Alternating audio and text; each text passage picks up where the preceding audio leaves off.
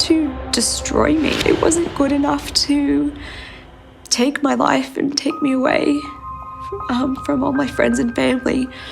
He had to physically actually destroy my body as well. I'm Melissa Doyle. This is Sunday Night. Dr. Angela J is truly remarkable. She's been through absolute hell, been face to face with evil, a crazed stalker determined to destroy her. But it began quite innocently. Just like thousands of other women, Angela went online on Tinder looking for a soulmate. And for a while there, she thought she'd found him. But she was wrong. So terribly wrong. This is the story of a woman's worst fear.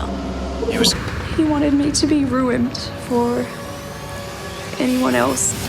And like many young women, she tried the popular dating app Tinder. It just basically comes up with people in your area that fit the criteria that you've set, basically making a decision about the vibe that you get from that person based on a few photographs.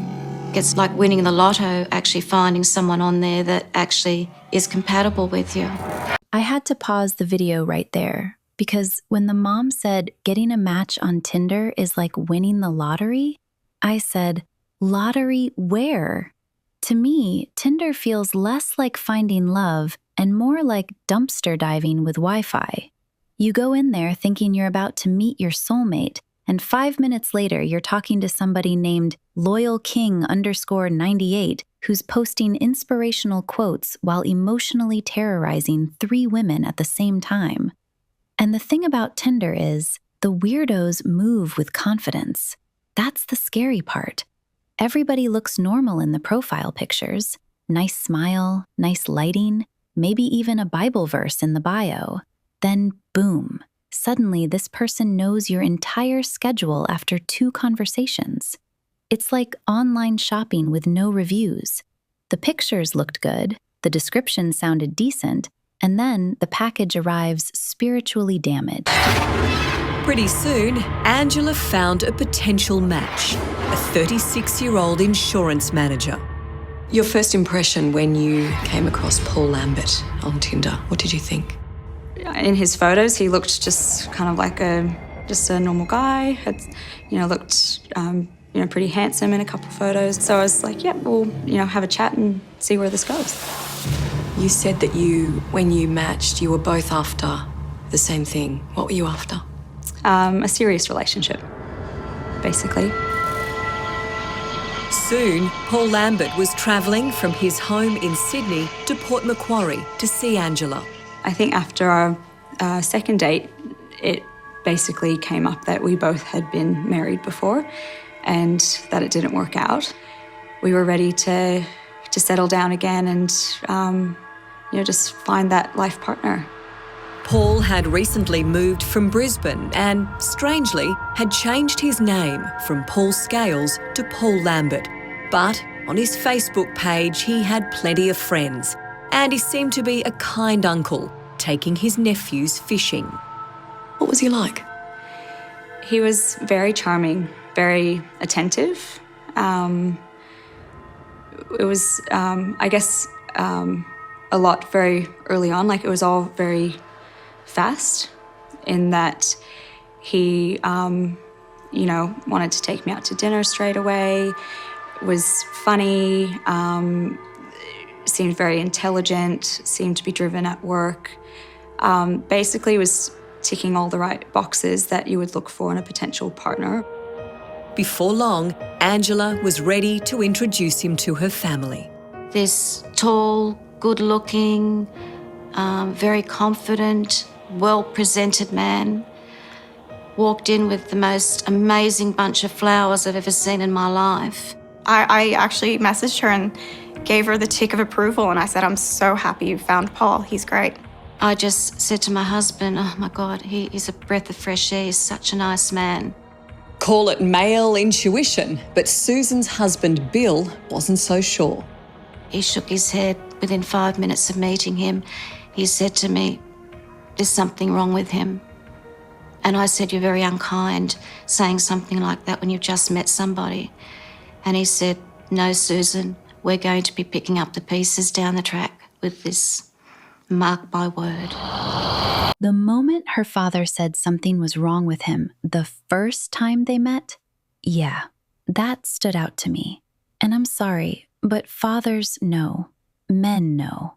A lot of men can tell when another man is off before women even see it, because men understand how other men move, how they think, how they manipulate, how they fake charm, all of that.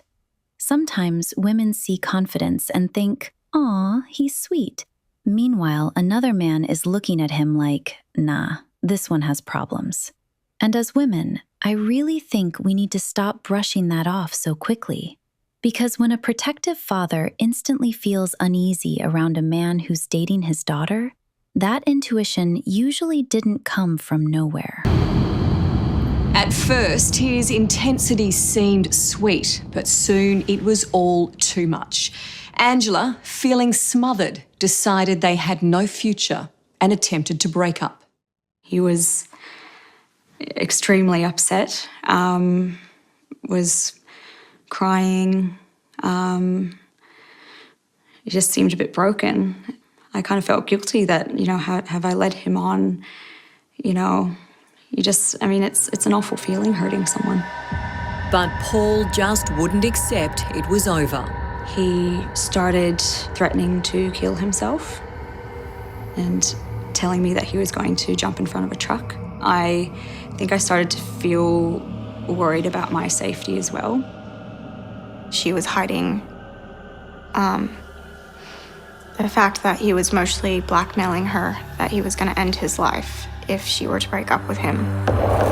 To keep the peace, Angela agreed he could come to her school reunion here in a sports club on the Central Coast. In the end, I agreed, okay, you can come, but you just need to just act very normal. I don't want you to make a scene. I didn't want someone's life on my conscience.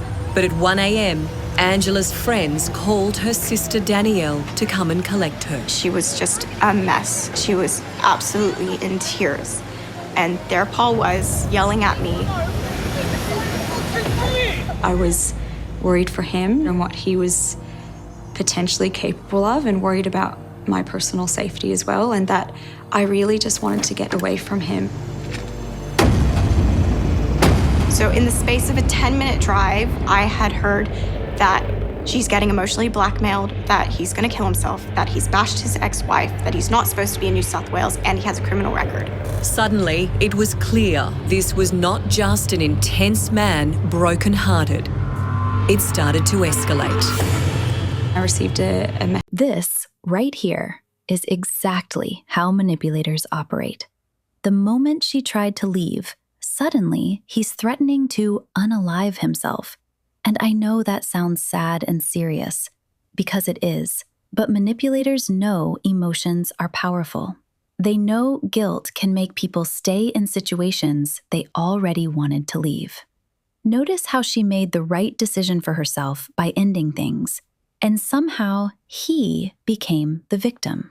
That's emotional blackmail, making somebody feel cruel for choosing their own peace. And personally, I think inviting him to the reunion was a bad idea. Because when you break up with somebody, especially somebody giving manipulative energy, you don't leave the door cracked open out of pity. You close it completely. No just checking on you, no reunion invites, no emotional babysitting. Because manipulators survive off access.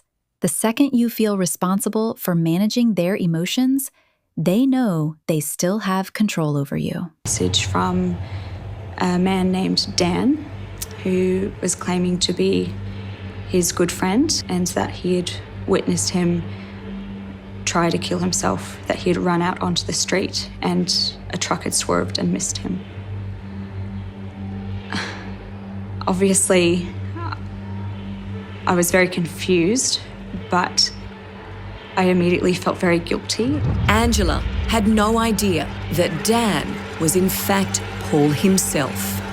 Finally, a worried Danielle insisted they go to the police. I put in his name, Paul Lambert. Boom, criminal history. He looked us dead smack in the eyes and goes, "This guy is known to police very well, but he's more of a threat to himself than to you."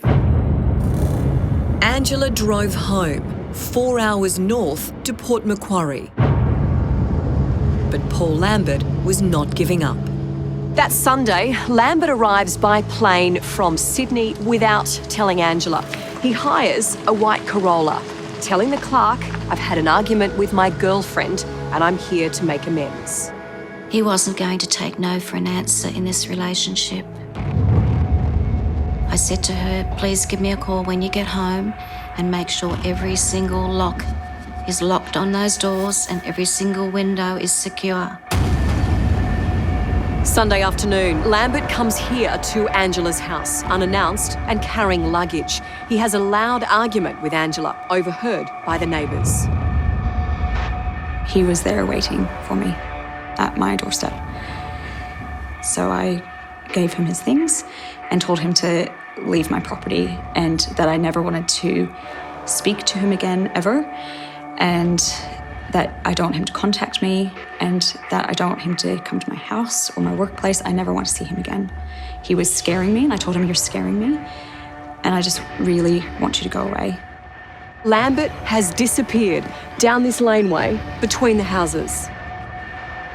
Angela calls the police to tell them what's happened and asks for an apprehended violence order. Lambert has left, but he's far from leaving her alone. Started sending me basically threatening text messages saying, "You're not safe in your house. I have stolen some of your keys." I was just sitting in my house afraid, not knowing what to do. He sent me another message saying, "You need to go to your neighbour's house," which terrified me. How do you take that? So I, of course, ran to my neighbour's house and knocked at their door and somehow tried to tell them, like, "Look, there's a man that I recently dated who I think is thinking about hurting me." She started talking and saying all these texts that this guy had sent her. Then she'd called the police and the police were on the way. I just had this sixth sense there was something going to happen to this girl. Okay, now this is where things stop being awkward or creepy and start becoming dangerous. The moment somebody starts threatening your life, you have to take that seriously. Because some people think stalking is romantic obsession until it turns violent. And personally, if someone is repeatedly threatening me, I'm not just hoping they calm down. I'm protecting myself, changing routines, telling people around me, documenting everything, and making sure I can defend myself if things escalate. At that point, it's no longer about hurt feelings after a breakup. It's about safety. And too many women ignore threats because they don't want to seem dramatic. Then later, people say, the signs were there. Angela J has come back to work here at Port Macquarie Base Hospital. She's hoping Paul Lambert has left town, but he's stalking her every move. On Monday, we now know Lambert checked into the Rotary Lodge for families and friends of patients. He pretended he had a sick friend in the mental ward. It's right across the road from where Angela was delivering babies. She's hoping Paul Lambert has left town, but fears he won't give up. I considered telling my work colleagues what was going on. Maybe not in full, but at least enough to say, oh, hey, don't stress or anything, but if I don't show up to work, you should probably call the police. Watching from Rotary Lodge was Paul Lambert.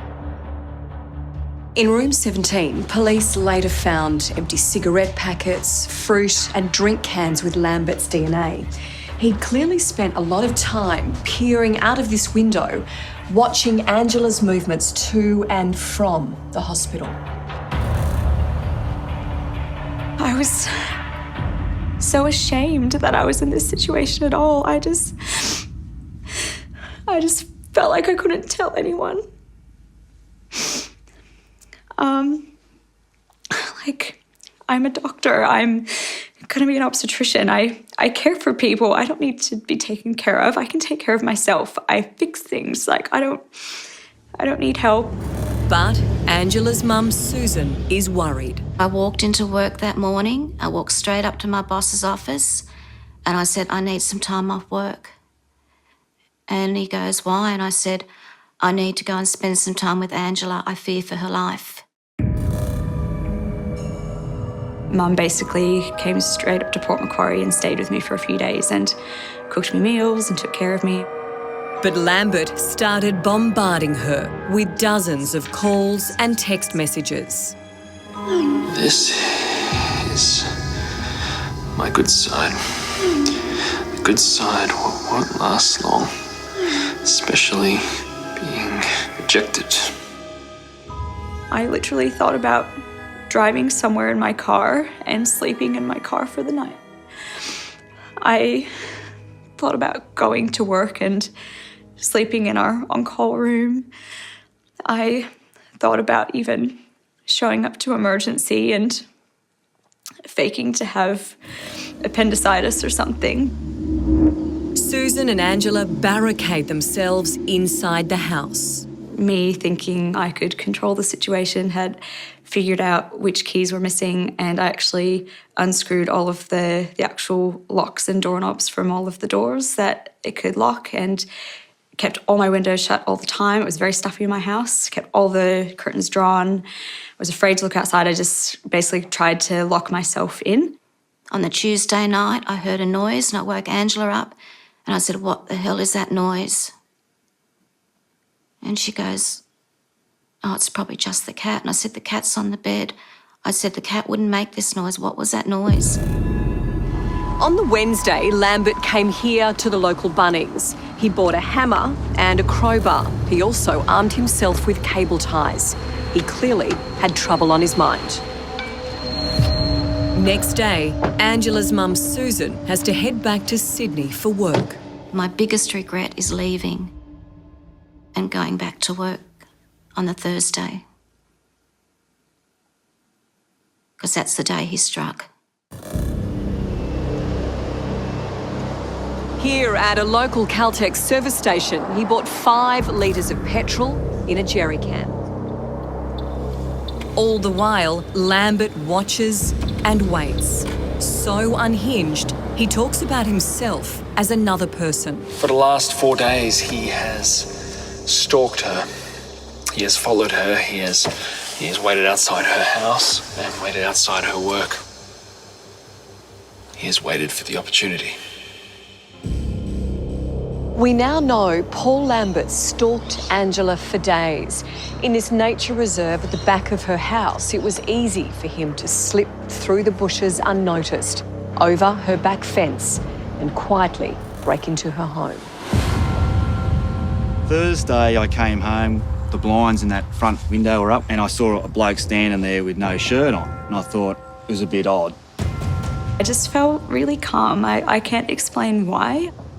My cat Armani was still at my house and Mum had left some food at my house, so it was daytime. I thought, look, I'm just gonna quickly duck home, quickly have some dinner, feed Armani and grab some clothes, and then I'll go to my cousin's house. Angela gets home from the hospital around 5. She has spaghetti for dinner and watches a bit of TV. She doesn't know that hiding in the walk-in wardrobe of her bedroom is the man planning to rape and kill her. It's 6 o'clock at night. Dr. Angela J heats up some of her mum's spaghetti. Down the hallway, Paul Lambert is hiding, silently, in her bedroom. Angela has her dinner in front of the TV.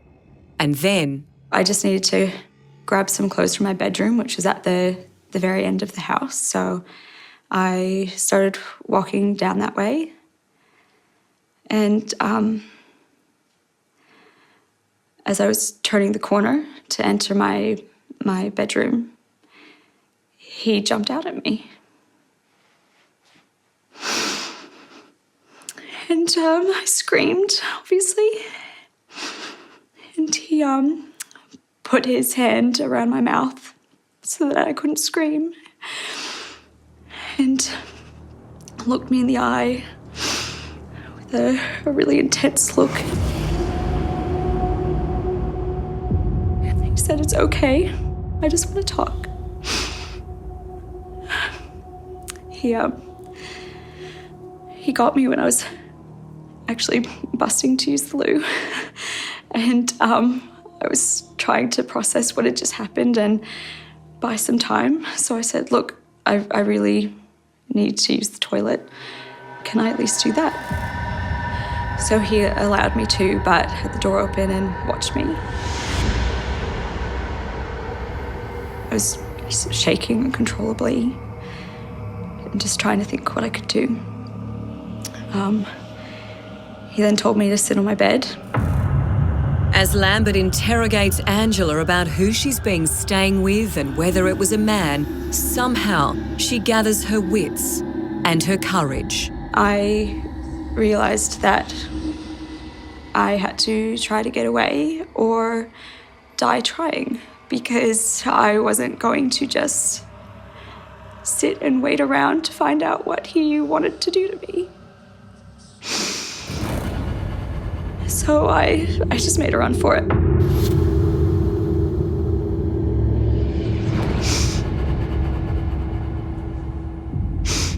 He, of course, caught me. And then I just suddenly saw this knife in his hands. And I didn't actually feel him stabbing me, but I could see the blood when I looked down, and I just thought in my head, "Oh my God, he's actually stabbing me. He's gonna actually kill me." And I was so scared, and I felt so alone. And that I was just gonna die in this big house, stupidly, that I should never have gone back to. And that I would never see my friends or family again. At that moment, neighbour Steve takes his dog outside to go to the toilet. And then we heard this almighty screaming. And then I knew there was something horribly wrong. Grabbed this steel bar that I've got in there for work and bolted down that driveway. I managed to stand up, but then he grabbed me again. And then he raised a big rectangular can over my head and started pouring petrol over my head.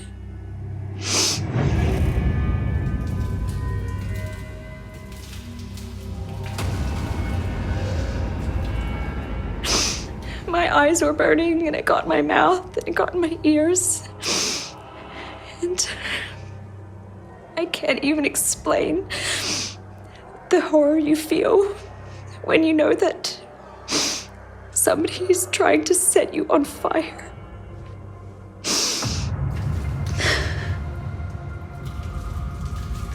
I was just terrified that any second I would go up in flames.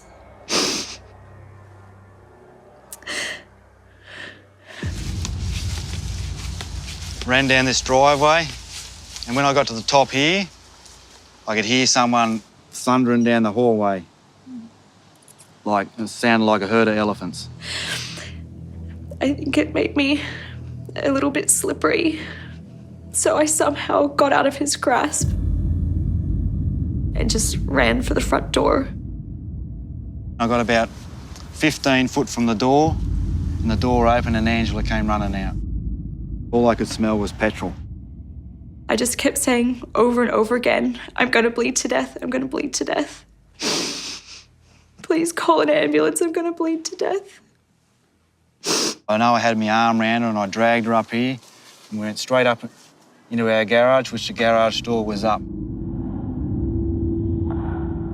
Once I'd seen them come out, then I ran inside. Then I got the phone. Because Dad's saying, "Where's your phone? Call the ambulance." Yeah. Steve's daughter Amy and another neighbour Brendan both call 000.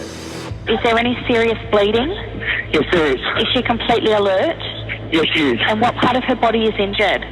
Her leg and her arm. Her upper or lower? Yes.